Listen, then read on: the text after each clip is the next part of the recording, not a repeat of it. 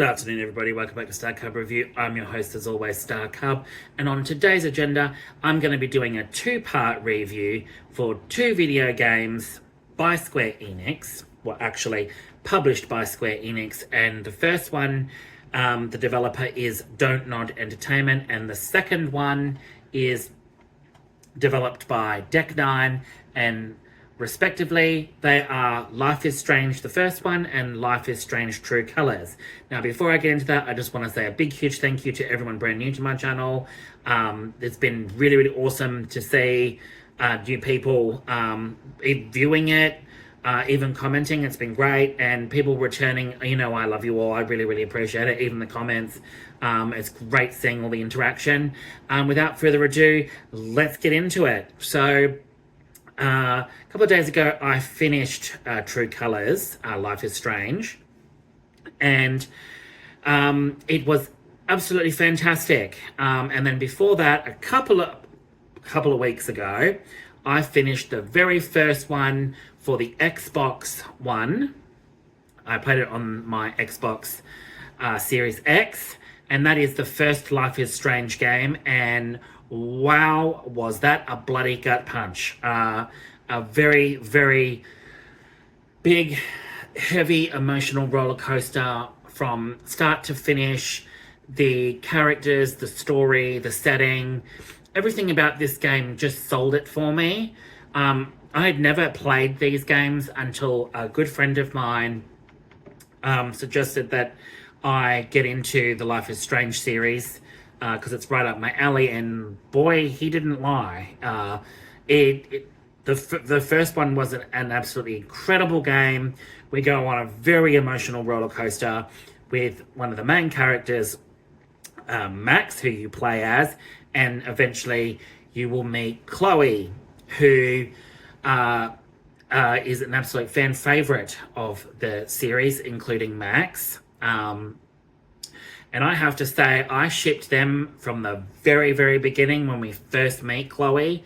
And boy, did this story make me ugly cry.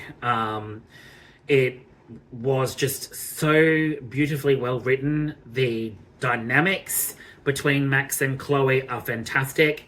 Even the minor characters in it, where you have to help people, and Max, the main character, finds out that she basically has superpowers, or the ability to stop time and rewind it, and change things that she didn't think she was able to change. And the mechanic is really good. You can, if you feel like you got out of dialogue or you've missed something, you can rewind and go back to it and pick different dialogue to get better options. And one of the coolest features on Life is Strange is what I really liked as well, especially with the interactions with people and conversations. It plays very much out like a comic book, but more so like a full-blown series on TV, which is absolutely amazing, because I seriously think Life is Strange should be made into a TV an ongoing TV series where it's all interconnected. In the end, is absolutely, that's how it plays out to me. Is it plays out like a TV series. But obviously you would add more to it to make the TV series run for at least 8 to 10 episodes. But one of the cool mechanics I liked of the first one was your little side gig where you could actually take photos of certain things to get achievements, and that was really cool. And a diary as well that you can catch up with all your progress. You can see world stats, like how many other people picked different options around the world as opposed to your options. And then you have that feature as well where you can see friends only and what they picked at the end of each chapter or throughout the chapters, what they did, and percentage wise. It's really, really cool how it's done. The story is very, very well written. Really awesome long length chapters that is absolutely amazing. It just immerses you with the story, and the first one for me was just absolutely incredible. and I shipped Chloe and Max the whole way. Even the ending for me was such an emotional wreck. I was an emotional wreck by the end of it. Like, the choices that you make throughout affects the story going into the end. But I will say, with the ending's not like the open-ended one, with because from what I've heard is all these endings are open-ended. They're not exactly canon. So, you know, suffice it to say, I think everyone knows which option I went with, without doing any spoilers for those people who haven't played. But it leaves you with a sense of, wow, I really hope, like, this, just the stories they add to it, even the side stories involving the other characters, is just so emotionally driven. By the end of it, you're so emotionally drained from it. And in some respects, you go through these journeys with all these characters and make new friends with Max. And when you get to the end, it's so heartbreaking to pick which ending you think would suit the story. And it's just, yeah, I was just an emotional wreck by the end of it. But the first one for me was incredible. And then we come to True Colors. I haven't played Life is Strange 2 yet. And I haven't played any of the side stories or the DLC for any of them. But I picked up Life is Strange True Colors for the Xbox Series X. And this time we follow our main character, Alex Chen. And she has the ability of an empath. And she's able to sense the emotions, and she's able to sense the aura of a person and sense their emotions and become empathetic with them. And that's the main gist of it, is you basically got to help them take their fear away, or their anger, or their hate, or their sadness. But as the story progresses with Alex Chen, we meet her long-lost brother, Gabe, and a host of other characters like Steph, who a friend of mine pointed out is from returning character from Before the Storm, which is DLC from the first game, Life is Strange. But we have, in True Colors, we meet Gabe, which is her brother, her long lost brother, and this all takes place in Haven Springs in Colorado. And we meet Ryan Lucan, radio DJ Steph Gingrich, and she's from Before the Storm, so she's reprising her role. We meet Ryan, local bar owner, and Ryan's father, Jed Lucan. We meet flower owner Eleanor Leith, her granddaughter Riley, Gabe's girlfriend Charlotte Harmon, and her son Ethan, town sheriff Jason Pike, taxidermist Reginald Ducky McAllister III, and Typhoon's mining safety manager Mac Loudon, and Typhoon's operations director Diane Jacobs. And that's just all that host of characters for True Colors. And I honestly have to say, these characters were all so well written. What the story unfolds is her brother died. Alex Chen's brother dies in an accident, but then come to find out, she figures out that it's not an accident. And with her newfound friends, Alex and them go down this rabbit hole trying to find who was responsible for her brother's death and why they're covering it up.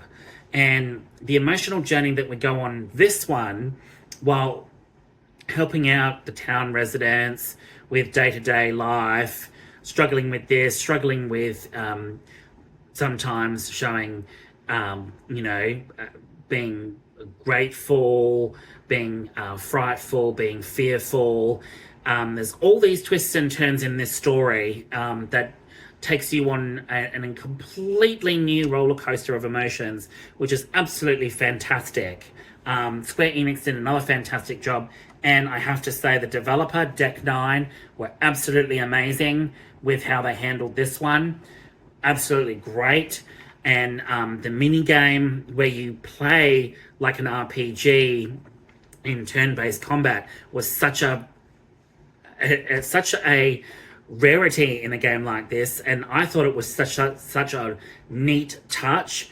But also when Alex Chen is drawn into these people's worlds, when she tries to take their fear or their anger and their emotions, like sensing their emotions, the scene changes to this almost fantasy-like settings where it's either light or at first it's dark, but you see all these different things around her that turn into either twisted looking trees or twisted looking house with twisted looking furniture, twisted scenery, and you've got to try and figure out what is bringing on this anger or this hate or this particular emotion to get, why people are so fearful. And the mechanics are just so different to the first one. But with this one, this time, the little gimmick that I liked in it to get all the trophies is this one you go around and you have to find items, and when you find that item you can actually pick up the aura and residual effects of an emotion on that item, which gives you the achievement. So that was a really cool touch on that one. I really thoroughly enjoyed True Colors. Now, did it have the same emotional impact the first one? Well, by the time we get to the end of True Colors, the emotional gut punch is just as good as the first. The twist, though, in this I did not see coming, and I was absolutely blown away by how it played out, because I actually initially thought that my theory was on what was going on with Alex was completely different to when it got to the end, and I was like, oh my god, I did not see that twist coming. And it really is an emotional gut punch when you get to the end, especially the choice that you make at the end, which gives you the ending of which way the ending could go, this way or that way. And even then, I contemplated, for Alex Chen's journey, her two options at the end are not necessarily bad ones. It was really hard to do. It was really hard with this one. I had to really think long and hard, because both options were pretty much how I'd imagine her story would have ended up going either way. And I must say, both her options were sad, but not in a sense that actually turn out. They actually lean to more towards really positive outlook, whereas the first one, the two options that you got to which way the story went, one was very heartbreaking, the other one just as heartbreaking in a sense, but also with renowned hope. But the ending that I picked for the first one leaves it really ambiguous as to what happened to all the other characters in the story, whereas the other option that you go with in the first one goes a completely different way, but it plays out completely. It plays in a different way and really can really fuck you up in a sense, like, oh my god, this really wasn't necessary. But in a sense, now that I know that it's not canon, going that ending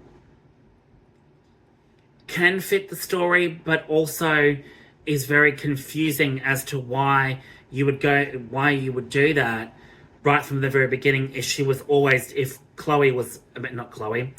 Max was destined right from the very start, or when you first play the game, that was the only way for her to trigger her powers, was to go through all that to get them, and then to get to the end and experience that option seems kind of a little bit pointless. But it works either way, I guess. But whereas with Alex Chen's in True Colors, Alex Chen's journey ends on both a sad note, but also very, very positive outlook towards the end, going either option, purely for the fact that her story is completely different to Max and Chloe's. But other than that, that's what all I can really say about these games is that Life is Strange has hooked me, and I thank my really good friend Joseph for suggesting that to me, because I have not regretted it, and I want to get the other ones and play the DLCs now and go further into this big hype that is Life is Strange. I cannot wait for Double Exposure, where Max is the returning character. I hope fucking Chloe's in it. I really hope Chloe's in it. I will scream if she's not. But these games really brought out my emotional side a lot more, pure for the fact that when I was playing through them, I was also thinking about, my ex and my best friend, Sam, who passed away last year unexpectedly. And it's just been an absolute emotional roller coaster for me ever since. Still is, to be honest. I'm probably never going to get over it. But these games have given me some sense of hope that even when a person dies, they don't truly die. In a sense, their memories live on. You can see them wherever you go, type of thing. They're always going to bring up some sort of memory that's going to be tied to either a very emotional memory, but very, very positive memories. And that's all I've ever had of my ex, Sam, and best friend. But it still stings because I really wanted to share this experience going through these games with him, talking to him over Facebook chat about how much these games have affected me in such a positive way, and it's such a brilliant device to jump into the world of these games, and it takes you on an emotional roller coaster, and it brings up a lot of stuff as well, which has been very, very positive for me, but also still stings a little. But other than that, both games I'm going to give a 10 out of 10. Does True Colors hit the same emotional mark as the first one? I would have to say no. But in very, very different ways. They are both phenomenal games. That's why I both gave them 10 out of 10. But for me, number one, Max and Chloe's journey hits a lot harder emotionally. It's one of the biggest gut punches I've ever had to go through in a video game. And it really stings by the end of it. Like, holy shit, these characters go through a fucking shitload. But other than that, thank you so much for tuning in, guys. I really hope you enjoyed this one. I know it's a long one, but I really needed to get it out there. Like and comment, subscribe to my channel if you like my content, and I'll see you all with a new video very, very soon. All right, guys. Afternoon. Ciao.